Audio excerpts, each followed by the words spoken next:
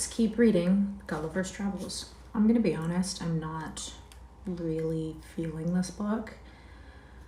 Kind of just reads more like a document than a book, if I'm being honest. There was a lot of legal talk and stuff in the last few chapters, but I have committed to it.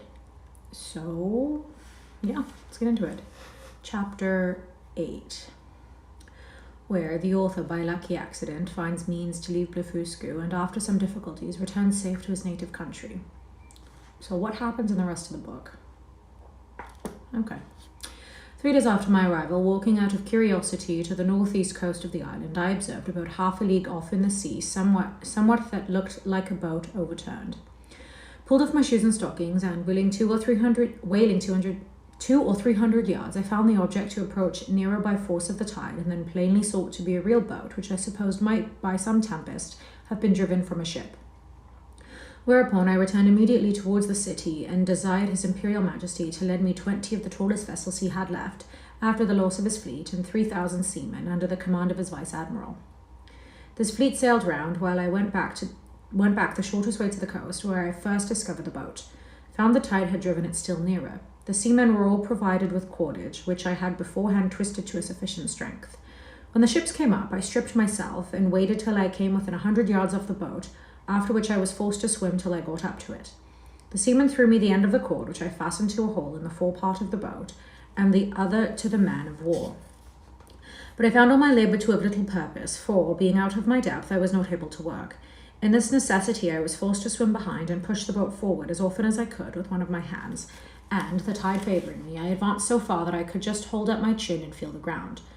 I rested 2 or 3 minutes, and then gave the boat another shove, and so on, till the sea was no higher than my armpits, and now, the most laborious part being over, I took out my other cables, which were stowed in one of the ships, and fastened them first to the boat, and then to 9 of the vessels which attended me. The wind being favourable, the seaman towed, and I shoved until we arrived within 40 yards of the shore, and, waiting till the tide was out, I got dry to the boat, and by the assistance of 2,000 men with ropes and engines, I made a shift to turn it on its bottom, and found it was but little damaged. I shall not trouble the reader with the difficulties I was under, by the help of certain paddles, which cost me 10 days making, to get my boat to the royal port of Blefuscu, where a mighty concourse of people appeared upon my arrival, full of wonder at the sight of so prodigious a vessel. I told the emperor that my good fortune had thrown this boat in my way, to carry me to some place whence I might return into my native country, and begged his majesty's orders for getting materials to fit it up, together with his license to depart, which, after some kind of expostulations, he was pleased to grant. I did very much wonder, in all this time, not to have heard of any express relating to me from our emperor to the court of Blefuscu, but I was afterward given privately to understand that his Imperial Majesty, never imagining I had the least notice of his designs, believed I was only gone to Blefuscu in performance of my promise, according to the license he had given me, which was well known at our court, and would return in a few days, when the ceremony was ended. But he was at last in pain at my long absence, and, after consulting with the treasurer and the rest of that cabal, a person of quality was despatched with the company of the articles against me.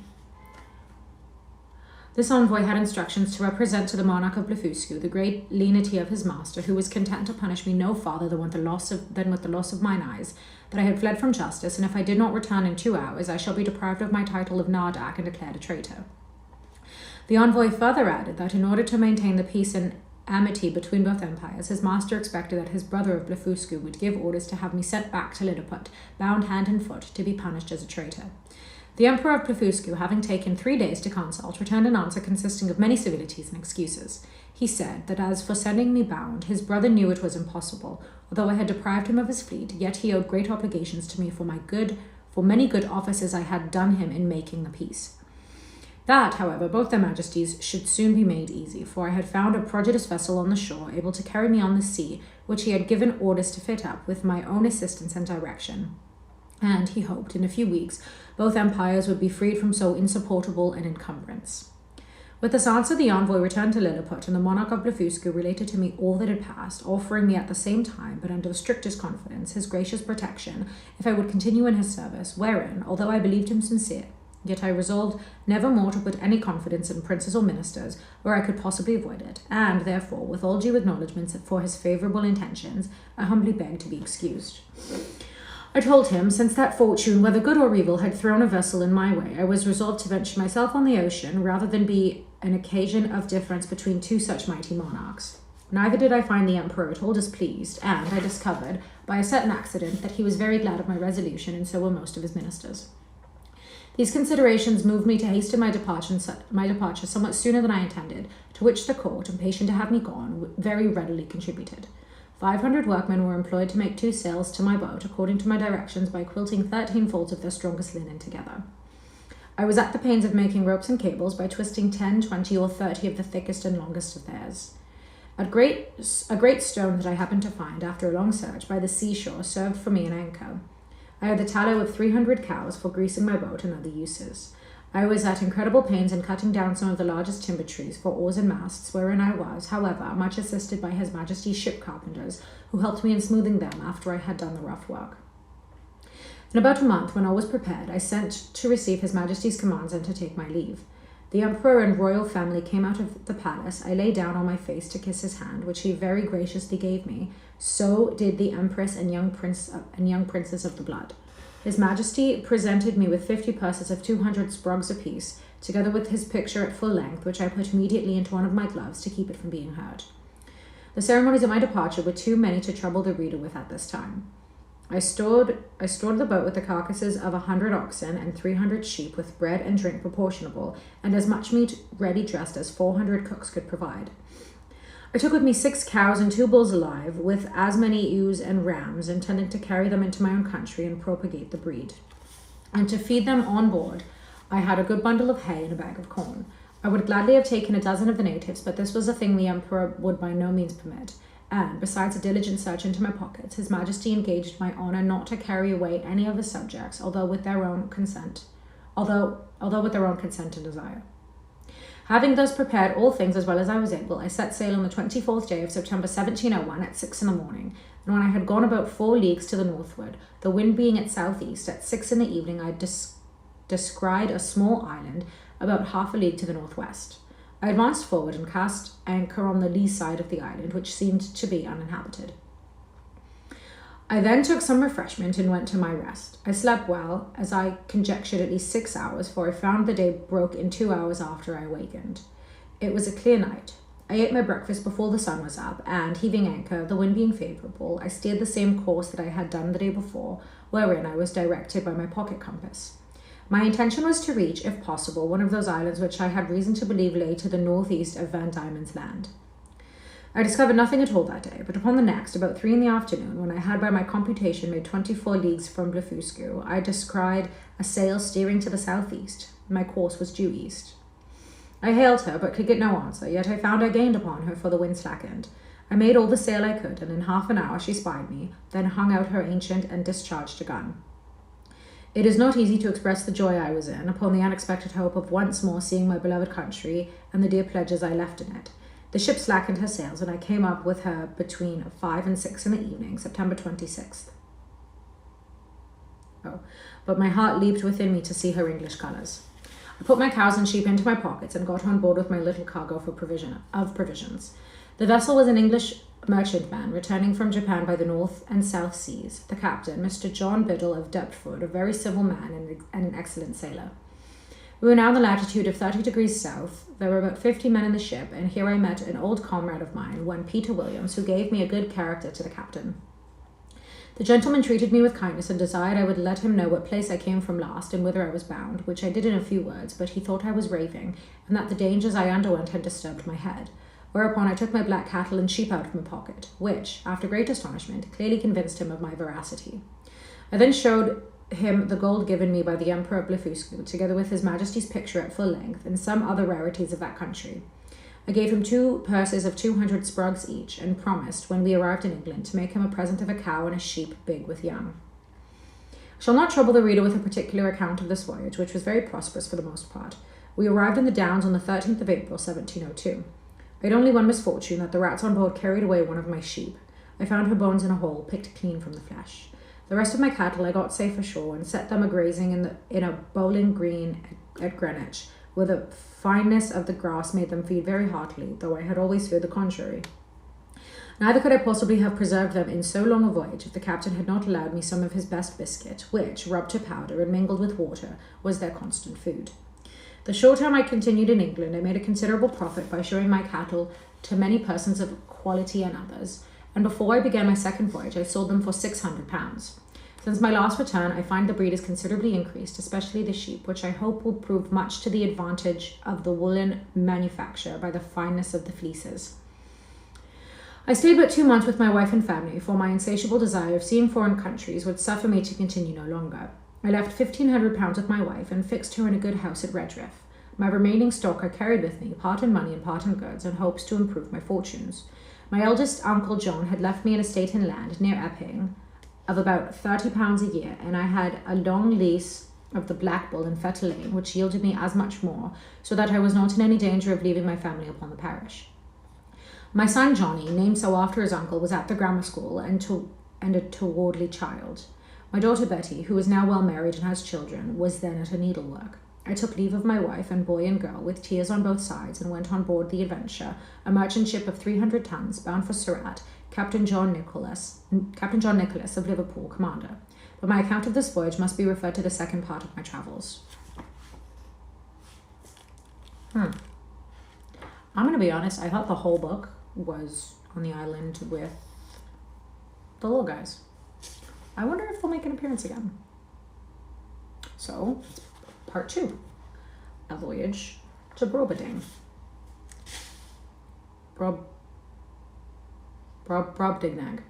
Brobdingnag. Chapter 1.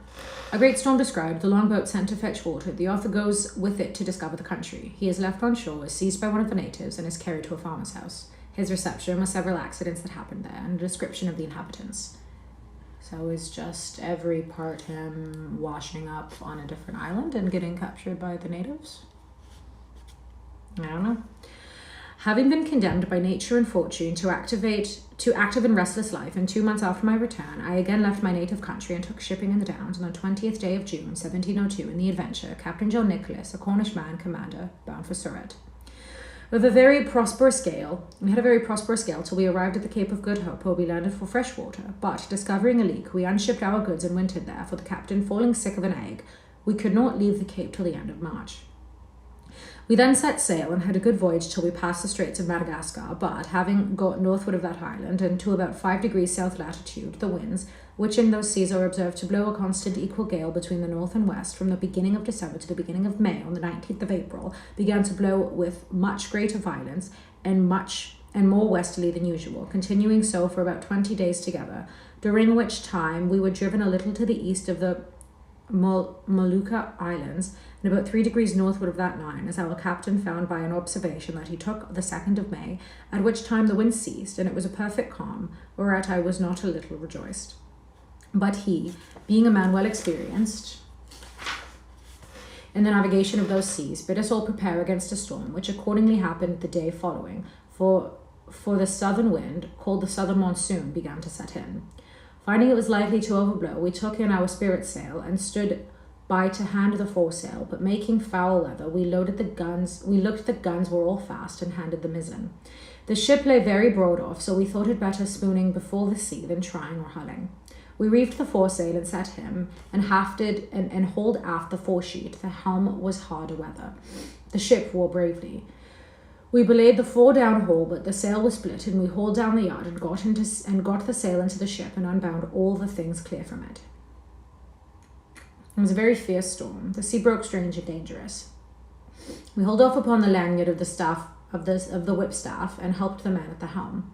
We would not get down our topmast, but let all stand, because she scuttled before the sea very well, and we knew that the topmast being aloft, the ship was the whole master, and made better way through the sea, seeing we had sea room. But when the storm was over, we set foresail and mainsail and brought the ship to. Then we set the mizzen, main topsail, and the fore topsail. Our course was east-northeast. The wind was at southwest. We got the starboard tacks aboard. We cast off our weather braces and lifts. We set in the lee braces and hauled forward by the weather bowlings, and hauled them tight and belayed them, and hauled over the mizzen tack to windward, and kept her full and by as near as she would lie. Oh, a mouthful. During the storm, which was followed by a strong wind west-southwest, we were carried, by my computation, about 500 leagues to the east, so that the oldest sailor on our board could not tell in what part of the world we were. Our provisions held out well, our ship was staunch, and our crew all in good health, but we lay in the utmost distress for water. We thought it best to hold on the same course rather than turn more northerly, which might have brought us to the northwest part of the Great Tartary and into the frozen sea. On the 16th of June, 1703, a boy on the topmast discovered land. On the 17th, we came in full view of a great island or continent, for we knew not whether, on the south side whereof was a small neck of land jutting out into the sea, and a creek too shallow to hold a ship of above 100 tons.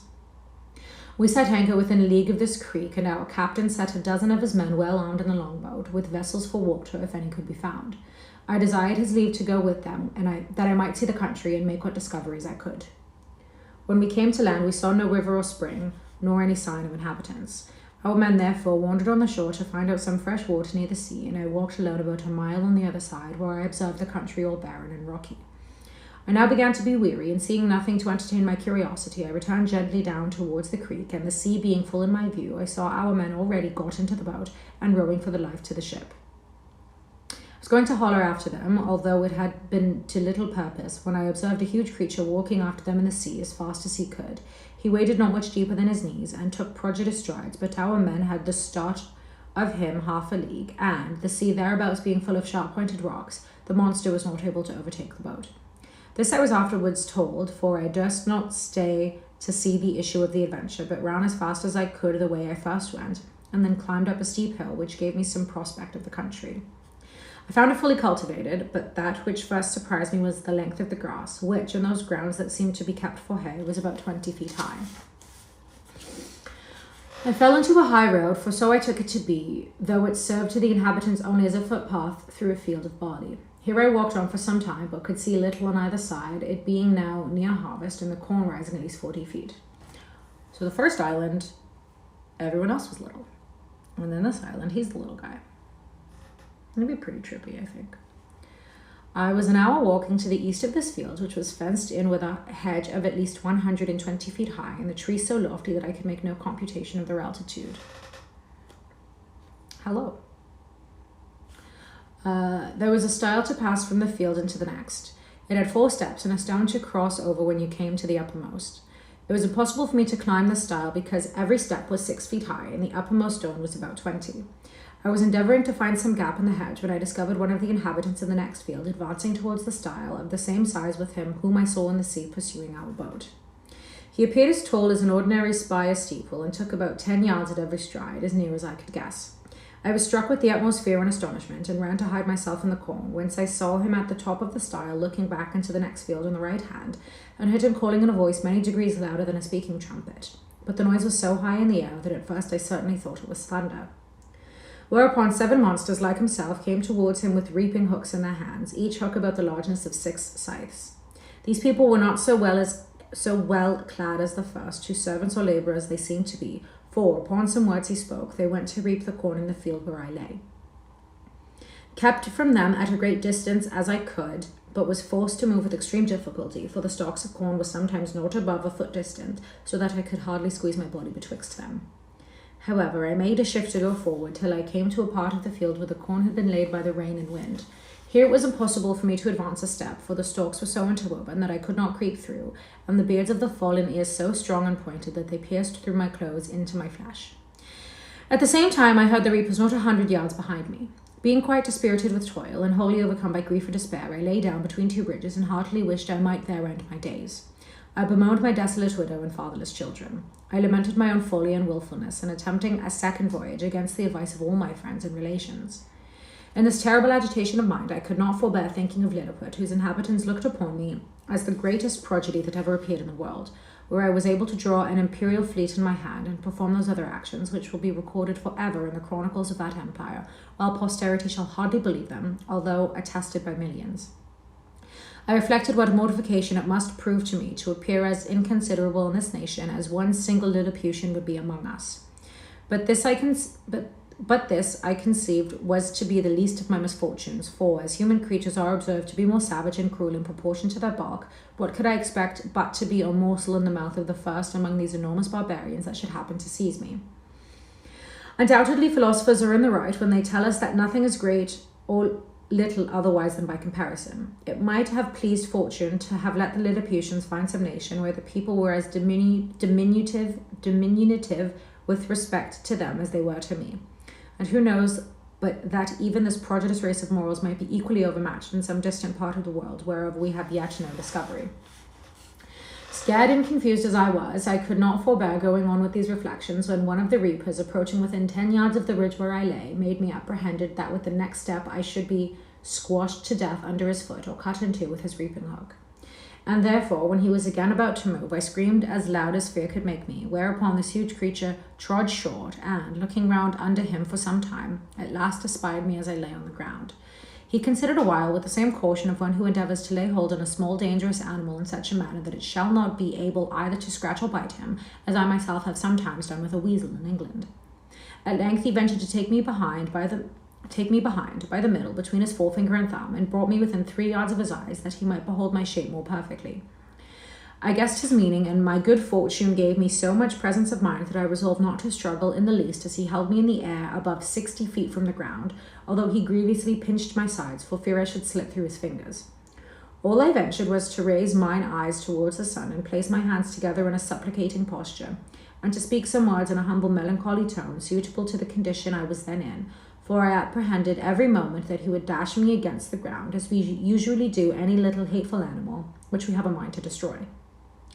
But my good star would have it that he appeared pleased with my voice and gestures, and began to look upon me as a curiosity, much wondering to hear me pronounce articulate words, although he could not understand them. In the meantime, I was not able to forbear groaning and shedding tears, and turning my head towards my sides, letting him know as well as I could how cruelly I was hurt by the pressure of his thumb and finger. He seemed to apprehend my meaning, for, lifting up the lappet of his coat and putting me gently into it, and immediately ran along with me to his master, who was a substantial farmer, and the same person I had first seen in the field. The farmer having, as I suppose by their talk, received such an account of me as a servant could give them, took a piece of a small straw about the size of a walking staff, and therewith lifted up the lappets of my coat, which it seems he thought to be some kind of covering that nature had given me. He blew my hairs aside to take a better view of my face. He called his hinds about him and asked them, as I afterwards learned, whether they had ever seen in the fields any little creature that resembled me. He then placed me softly on the ground upon all fours, but I got up immediately and walked slowly backwards and forwards to let those people see I had no intent to run away. They all sat down in a circle about me, the better to observe my motions. I pulled off my hat and made a low bow towards the farmer. I fell on my knees and lifted up my hands and eyes and spoke several words as loud as I could. I took a purse of gold out of my pocket and humbly presented it to him. He received it on the palm of his hand, then applied it close to his eye to see what it was, and afterwards turned it several times with the point of a pin, which he took out of his sleeve, but could make nothing of it. Whereupon I made a sign that he should place his hand on the ground. I then took the purse, and, opening it, poured all the gold into his palm. There were 6 Spanish pieces of 4 pistols each, beside 20 or 30 smaller coins. I saw him wet the tip of his little finger upon his tongue, and take up one of my largest pieces, and then another, but he seemed to be wholly ignorant what they were. He made me a sign to put them again into my purse, and the purse again into my pocket, which, after offering it to him several times, I thought it best to do. The farmer, by this time, was convinced I must be a rational creature. He spoke often to me, but the sound of his voice pierced my ears like that of a watermill, yet his words were articulate enough. I answered as loud as I could in several languages, and he often laid his ear within 2 yards of me, but all in vain, for we were wholly unintelligible to each other. He then set his servants to their work, and taking his handkerchief out of his pocket, he doubled and spread it on his left hand, which he placed flat on the ground with the palm upward, making me a sign to step into it as easily as I could do, for it was not above a foot in thickness. I thought it my part to obey, and, for fear of falling, laid myself at full length upon the handkerchief, with the remainder of which he lapped me up to the head for further security, and in this manner carried me home to his house. There he called his wife and showed me to her, but she screamed and ran back, as women in England do at the sight of a toad or a spider. However, when she had a while seen my behaviour and how well I observed the signs her husband made, she was soon reconciled, by degrees grew extremely tender of me. It was about 12 at noon, and a servant brought in dinner. It was only one substantial dish of meat, fit for the plain condition of a husbandman, in a dish of about 24 feet in diameter. The company were the farmer and his wife, 3 children, and an old grandmother. When they were sat down, the farmer placed me at some distance from him on the table, which was 30 feet high from the floor. I was in a terrible fright and kept as far as I could from the edge for fear of falling. The wife minced a bit of meat and then crumbled some bread on a trencher and placed it before me. I made her a low bow, took out my knife and fork, and fell to eat, which gave them exceeding delight. The mistress sent her maid for a small dram cup, which held about 2 gallons, and filled it with drink. I took up the vessel with much difficulty in both hands, and in a most respectful manner drank to her ladyship's health, expressing the words as loud as I could in English, which made the company laugh so heartily that I was almost deafened with the noise. The liquor tasted like a small cider and was not unpleasant. I think that's this. I think that's him. I'm going to say that that's that. Yeah. Then the master made me a sign to come to his trencher side, but as I walked on the table, being in great surprise all the time, as the indulgent reader will easily conceive and excuse, I happened to stumble against a crust and fell flat on my face, but received no hurt. I got up immediately, and observing the good people to be in much concern, I took my hat, which I held under my arm out of good manners, and waving it over my head, made 3 huzzas to show that I had got no mischief by my fall. But advancing forward towards my master, as I shall henceforth call him, his youngest son, who sat next to him, an arch boy of about 10 years old, took me up by my legs and held me so high in the air that I trembled every limb, but his father snatched me from him, and at the same time gave him such a box on the left ear as would have felled a European troop of horse to the earth, ordering him to be taken from the table. But being afraid the boy might owe me a spite, and well remembering how mischievous all children among us naturally are to sparrows, rabbits, young kittens, and puppy dogs, I fell on my knees, and, pointing to the boy, made my master to understand, as well as I could, that I desired his son might be pardoned. The father complied, and the lad took his seat again, whereupon I went to him and kissed his hand, which my master took, and made him stroke me gently with it.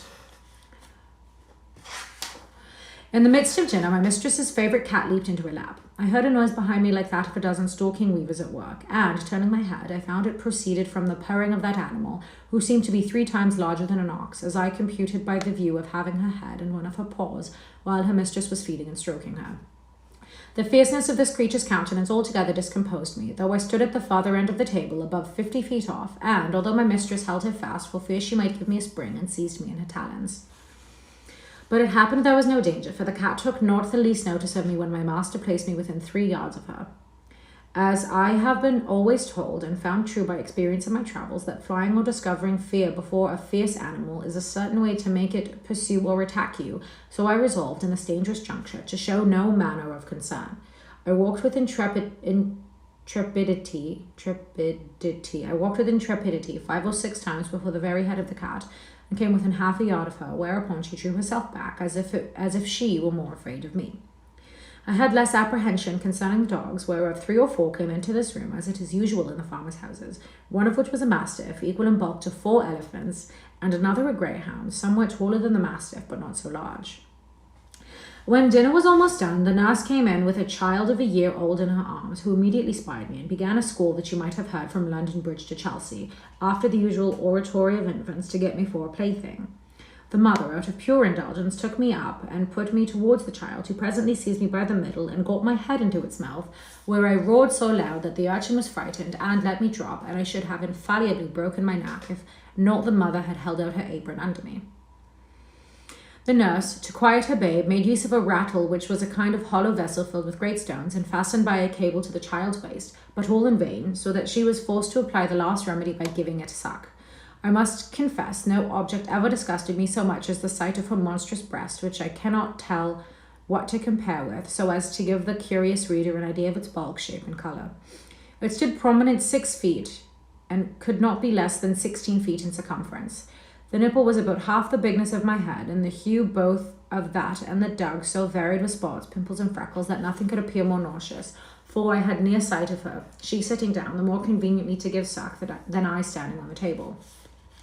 This made me reflect upon the fair skins of our English ladies, who appear so beautiful to us only because they are of our own size, and their defects not to be seen but through a magnifying glass, where we find by experiment that the smoothest and whitest skins look rough and coarse and ill-colored. I remember when I was at Lilliput, the complexion of those diminutive people appeared to me the fairest in the world, and talking upon this subject with a person of learning there, who was an intimate friend of mine, he said that my face appeared much fairer and smoother when he looked on me from the ground than it did upon a nearer view, when I took him up in my hand and brought him close, which he confessed was at first a very shocking sight. He said he could discover great holes in my skin, that the stumps of my beard were 10 times stronger than the bristles of a boar, and my complexion made up of several colours altogether disagreeable, although I must beg leave to say for myself that I am as fair as most of my sex and country, and very little sunburnt by all my travels. On the other side, discoursing of the ladies in that emperor's court, he used to tell me one had freckles, another too wide a mouth, the third too large a nose, nothing of which I was able to distinguish. I confess this reflection was obvious enough, which, however, I could not forbear, lest the reader might think those vast creatures were actually deformed, for I must do them the justice to say they are a comely race of people. When dinner was done, my master went out to his labourers, and, as I could discover by his voice and gesture, gave his wife strict charge to take care of me. I was very much tired and disposed to sleep, which my mistress perceiving, she put me on her own bed and covered me with a clean white handkerchief, but larger and coarser than the mainsail of a man of war. I slept about 2 hours and dreamt I was at home with my wife and children, which aggravated my sorrows when I awakened and found myself alone in a vast room, between 200 and 300 feet wide and above 200 feet high, lying in a bed 20 yards wide. My mistress was gone about her household affairs and had locked me in. The bed was 8 yards from the door. While I was under these circumstances, 2 rats crept up the curtains and ran smelling backwards and forwards on the bed. One of them came up almost to my face, whereupon I rose in a fright and drew out my hanger to defend myself. These horrible animals had the boldness to attack me on both sides, and one of them held up its 4 feet at my collar, but I had the good fortune to rip up his belly before he could do me any mischief. He fell down at my feet, and the other, seeing the fate of his comrade, made his escape, but not without one good wound on the back, which I gave him as he fled, and made the blood run trickling from him. After this exploit, I walked gently to and fro on the bed to recover my breath and loss of spirits. These creatures were of the size of a large mastiff, but infinitely more nimble and fierce, so that if I had taken off my belt before I went to sleep, I must have infallibly been torn to pieces and devoured. I measured the tail of the dead rat and found it to be 2 yards long, wanting an inch, but it went against my stomach to drag the carcass off the bed, where it lay still bleeding. I observed it had yet some life, but with a strong slash across the neck, I thoroughly dispatched it. Soon after, my mistress came into the room, who, seeing me all bloody, ran and took me up in a hand. I pointed to the dead rat, smiling, and making other signs to show I was not hurt, whereat she was extremely rejoiced, calling the maid to take up the dead rat with a pair of tongs and throw it out the window. Then she set me on a table, where I showed her my hanger all bloody, and wiping it on the lappet of my coat, returned it to my scabbard. I hope the gentle reader will excuse me for dwelling on these and the like particulars, which, however insignificant they may appear to grovelling vulgar minds, yet will certainly help a philosopher to enlarge in his thoughts and imagination, and apply them to the benefit of public as well as private life, which was my sole design in presenting this and other accounts of my travels to the world, wherein I have been chiefly studious of truth, without affecting any ornaments of learning or of style. But the whole scene of this voyage made so strong an impression on my mind, and is so deeply fixed in my memory, that, in committing it to paper, I did not omit one material circumstance. However, upon a strict review, I blotted out several passages of less moment, which were in my first copy, for fear of being censured as tedious and trifling, whereof travellers are often, perhaps not without justice, accused. Oh, that's the whole thing. Okay. That's where we're going to stop today. Thanks for reading with me.